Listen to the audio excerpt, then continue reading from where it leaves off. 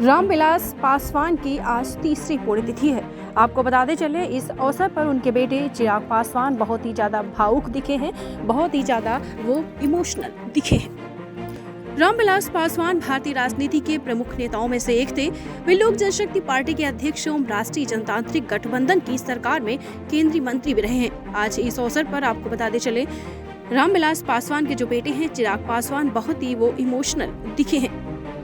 बताते चले जो रामविलास पासवान 16वीं लोकसभा में बिहार के हाजीपुर लोकसभा क्षेत्र का प्रतिनिधित्व भी करते थे। वह 9 बार लोकसभा सांसद तथा 2 बार राज्यसभा सांसद भी रहे हैं। पासवान का जन्म बिहार के खगड़िया जिले के शहर बन्नी गांव में हुआ था। वह एक अनुसूचित जाति परिवार में पैदा हुए थे। उन्होंने 1960 के दशक में राजकुमारी देवी से शादी की। 2014 में उन्होंने खुलासा किया कि लोकसभा नामांकन पत्रों को चुनौती देने के बाद उन्होंने 1981 में उन्हें तलाक दे दिया था। उनकी पहली पत्नी राजकुमारी से उषा और आशा 2 बेटियां हैं। 1983 में अमृतसर से एक एयर होस्टेस और पंजाबी हिंदू रीना शर्मा से उन्होंने विवाह किया था।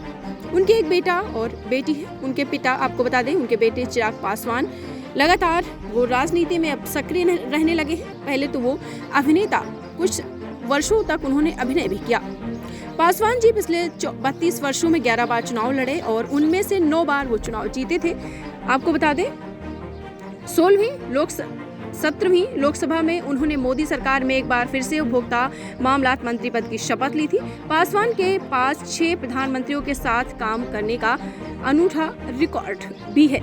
बताते चले उन्होंने वीपी सिंह के काम किया, एसडी देवगौड़ा के साथ काम किया, इंद्र कुमार गुजराल के साथ, अटल बिहारी वाजपेयी के साथ, मनमोहन सिंह के साथ और नरेंद्र मोदी के साथ उन्होंने काम किया है। तो आपको बताते चले आज स्वर्गीय रामविलास पासवान की 30वीं पुण्यतिथि है। इस अवसर पर जो उनके बेटे हैं चिराग पासवान बहुत ही ज्यादा इमोशनल दिखे हैं। वो अपनी मां के गले लगकर खूब ज्यादा रोए हैं और बहुत ही इमोशनल दिखे हैं।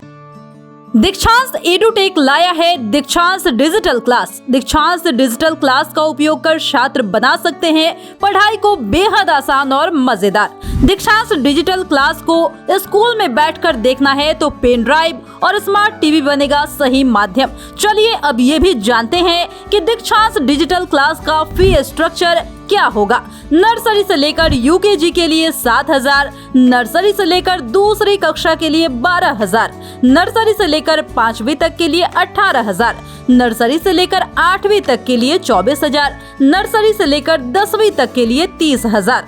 अगर आपको डेमो करना है तो उसके लिए आप दीक्षांत डिजिटल क्लास के YouTube चैनल को विजिट कर सकते हैं। हमारे YouTube चैनल को सब्सक्राइब और Facebook पेज को लाइक करना ना भूलें। धन्यवाद।